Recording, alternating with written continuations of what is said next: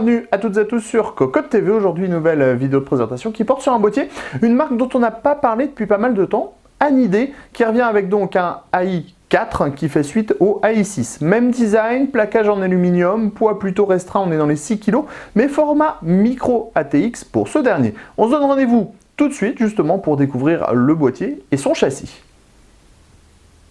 Nous voilà donc devant le boîtier et on le sait d'un point de vue physique, les Anidé AI sont plutôt très beaux. On retrouve comme sur les autres modèles le plaquage en aluminium complet sur l'avant du boîtier et sur le dessus avec une belle forme arrondie.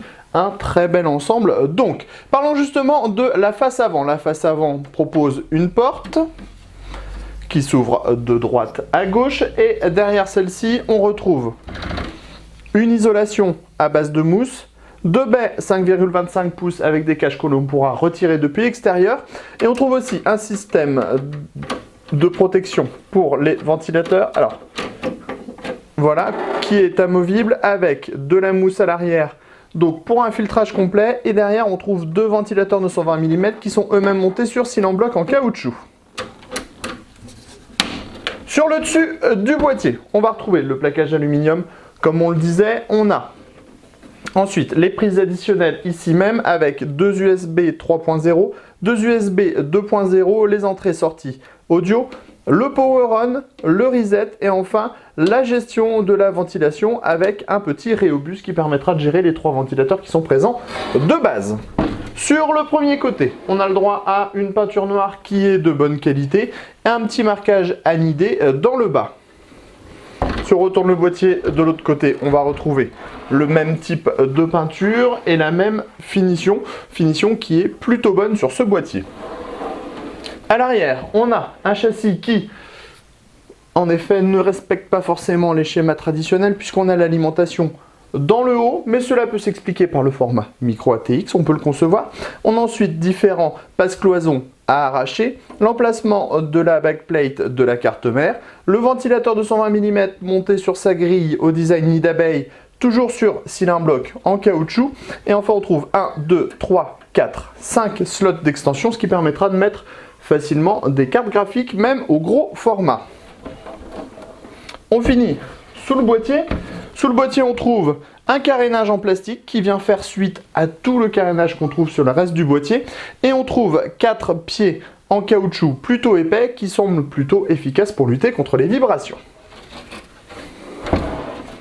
Tout de suite, on se donne rendez-vous à l'intérieur du boîtier. Pour l'ouverture du boîtier, c'est assez simple, on retire deux vis à main de chaque côté et on tire les portes. On découvre à l'arrière des portes une isolation à base de mousse comme derrière la petite porte avant. L'autre porte se retire tout aussi facilement.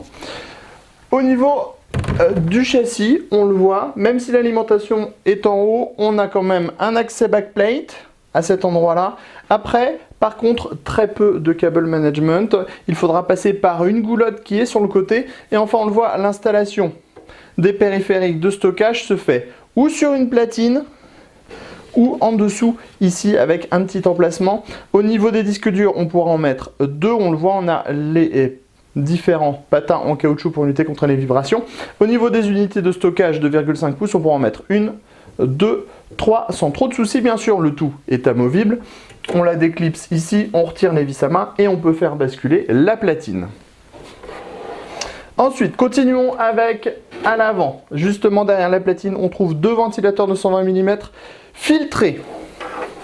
À l'intérieur, on a l'accès backplate, le plateau de carte mère micro ATX. On n'oublie pas les deux baies 5,25 pouces ici et l'emplacement 3,5 pouces en dessous. À l'arrière, on trouve le ventilateur de 120 mm, l'emplacement de l'alimentation dans le haut et les 5 slots d'extension avec montage par vis à main. On a différents dispositifs pour passer des colliers un petit peu partout. Et à l'arrière, on va trouver cette goulotte ici qui va permettre de passer une grande partie des câbles. Et donc en fait, l'organisation des câbles va se faire par cet endroit. Au niveau du tarif, on est sur une base de 79 €. On vous donnera notre avis très prochainement sur ce petit boîtier micro ATX qui ne manque pas de personnalité. Reste à savoir si le châssis est à la hauteur du tarif. Sur ce, on vous dit rendez-vous très prochainement sur cocotelampe.com pour le test complet de ce boîtier et sur Cocotte TV pour des prochaines vidéos de présentation.